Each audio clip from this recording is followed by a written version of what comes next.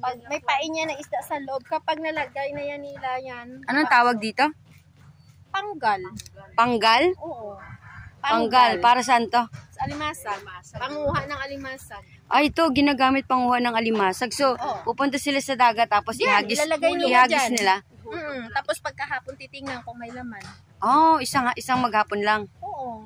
Pumapasok, paano makapasok? Eh, sarado. Doble, dito sa butas na to. Dyan papasok. Siyempre ang alimasag papasok na siya. So, meron siyang pagkain sa loob? Oo, isda. May isda sa loob, tapos papasok yung alimasag. Wow, nice. Ano nga uli? Panggal? Panggal. Ito ang panggal. Panguha ng alimasag. Yeah, nice. Yan, so may maliit na bangka tayo nakita dito. Ito naman bangka na to ay ginagamit saan?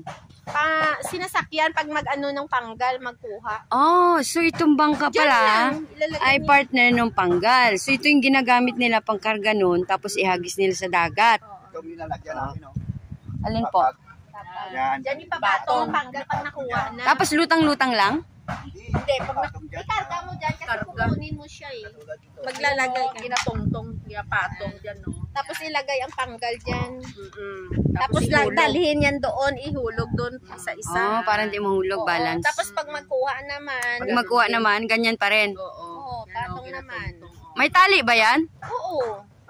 May tali. Yun yung huhugutin nyo. May bato siya sa Mga ilang piraso yung nahuhuli minsan? Pero malalaki. sa loob. Pakilo nila. Mahal-bahal ba ngayon ng kasag? 200 kilo. 200 kilo. Pero hindi lahat mataba, no? Hindi.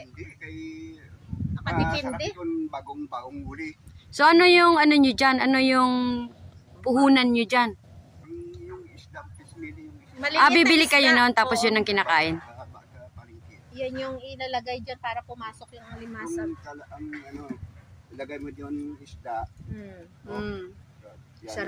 Sarado. Para maipit siya. Wow. Tapos napasok ang alimasag. Mauti lang. Magaling na idea, no? Ayan na. Yan ang puhunan mo dyan, pagod. Pagod lang puhunan. Paano pag may bagyo? Hindi. Bili ng isda. Oo, fish meal, pangpain.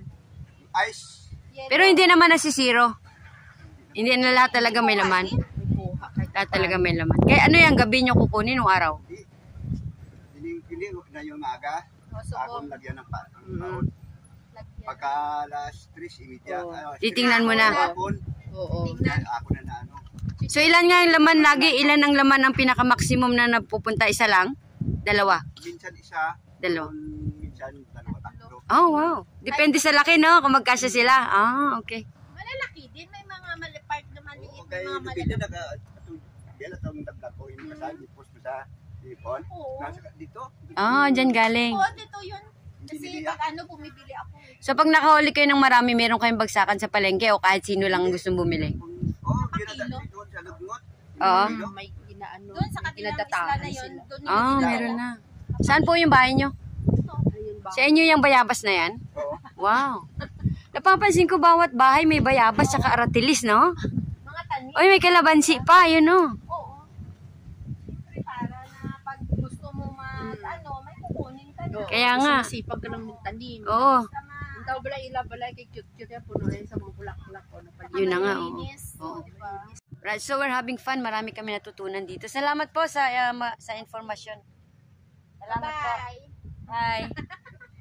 Okay, tapos na kami mag-interview kay Manong. Alam na alam ni Manong, may duyan pa dito. Oo, pahingahan. Oo. Yan pa. Pag medyo mainit sa loob, dito ka. Kaya nga. May duyan pa. Okay? Try natin yung duyan. Dahan-dahan ka, baka mabugto. Hindi.